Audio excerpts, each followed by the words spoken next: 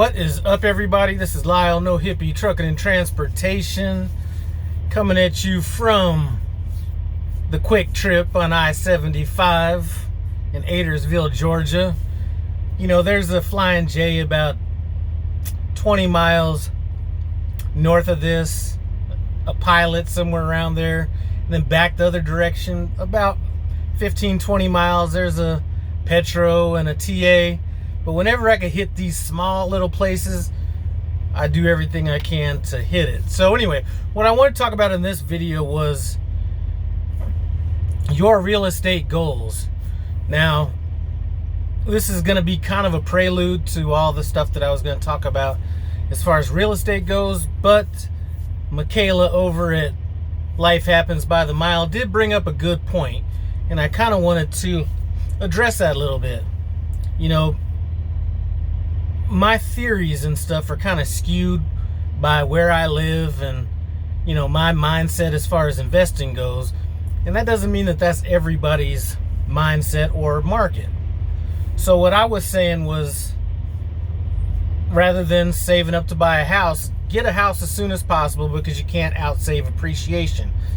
Now, that is skewed by my market, okay? And a lot of markets in the United States, but I started thinking about it. You know, if you're looking for a house that's, you know, somewhere in that $150,000 range, you know, maybe you can, you know, save money and stuff like that, pay the house off. But one of the things that I think about when I'm buying real estate is the appreciation. So if your goal is to just put a roof over your head, have a nice house, things like that, maybe it, or just based on where you live. You know, I was just looking at a place in Alabama. I forget the name of the place, but I started looking at the real estate there because I was like, man, these houses are nice. But then I go into the statistics, and a house that's selling out there for $150,000 was selling for $139,000 10 years ago. That's not what I want personally. Now, if you just want to put a nice roof over your head, certainly save and buy a house cash. There's nothing wrong with owning anything debt-free. Trust me, it was so important to me that when I sold a couple properties, I did pay off this other condo I had.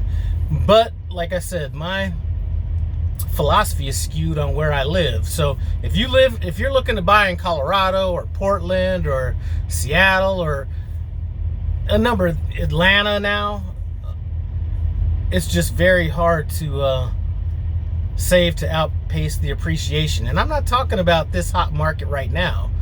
You know, this stuff is an anomaly. So when I'm talking about my home value, I'm not throwing in the excessive amount that it's appreciated over the last couple of years.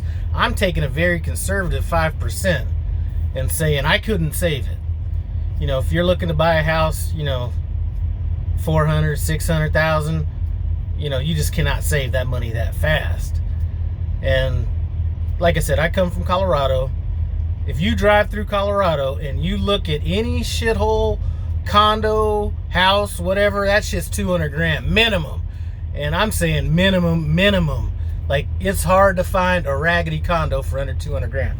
So I'm kind of skewed by that. But you know what, if you live kind of in like some of these smaller communities, I would even throw Springfield into this up until recently, you could probably save money, you know, pretty quick and buy a house cash. You know what I'm saying? So for me, I'm going to put that at about 150,000. Anything more than that, I probably would go ahead and buy the house with the loan and then pay it off fast after that. But that just depends on what your goals are. So like I said, I'm more about investing. Somebody could come to me and say, Lyle, you could either live in your house now with the payment and everything that you have, or you can move into Jay-Z's house and make the same payment, but that house will never go up in value. I would stay in my house because the value that the house is worth in the future means more to me than how nice the house is, because I'm really looking at you know, we've mentioned it before, you know, I'm trying to make some money. You know what I'm saying?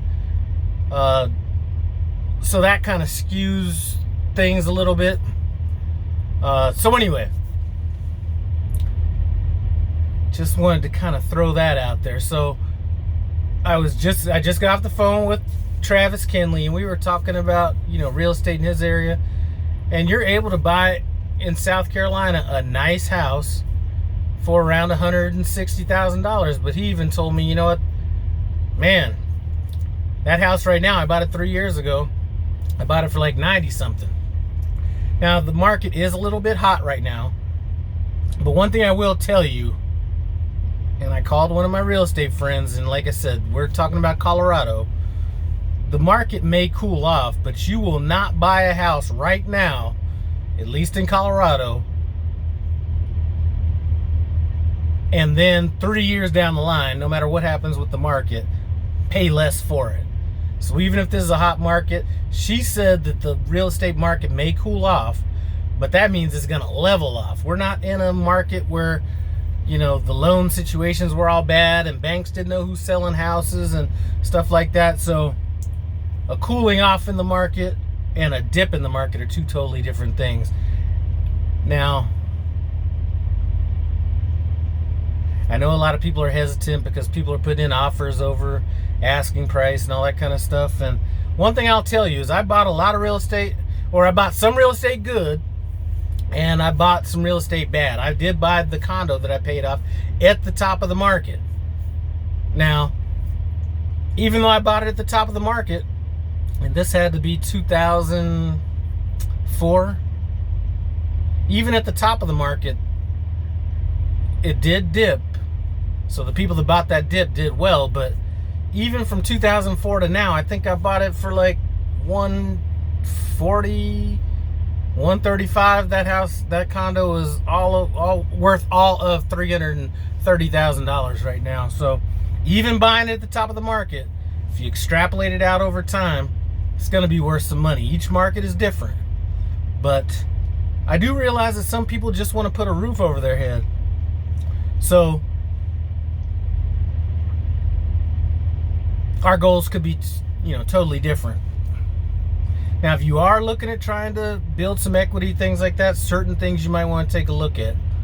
You know, in any market that I go into, like I'll be driving through a place and, you know, I said, man, that's a nice place. Get on Zillow, look at the value. And then I look at what it was worth or what it was sold for last time it sold. And what I liked, a lot of people say, oh, I don't like to see, you know, that jump. You know, to me, that means it's a market this well. So if you are thinking about housing is more than just housing and an investment, school districts, that right there is one of your primary ways to judge if a house is going to hold value or go up in value right there alone. It's all about location, location, location. So a house that I have in Colorado that's worth $660, if that house was in, you know, this place I was looking at in Alabama, that house is worth maybe $245 max. You know what I'm saying? So it's not always how nice a house is. The location has more to do with it than anything. But that's the last thing I wanted to set up with this. Whether you buy a house cash, put a loan on it, whatever, get in the market, please. Because, you know, even if you just buy a house, to put a roof over your head, that's your roof over your head. And you will, it may not gain equity through appreciation, but you will gain equity through paying down the loan. And if you happen to be in one of those markets that housing is always good, and they're usually the same markets, they do kind of go back and forth. But damn, I forgot my damn point.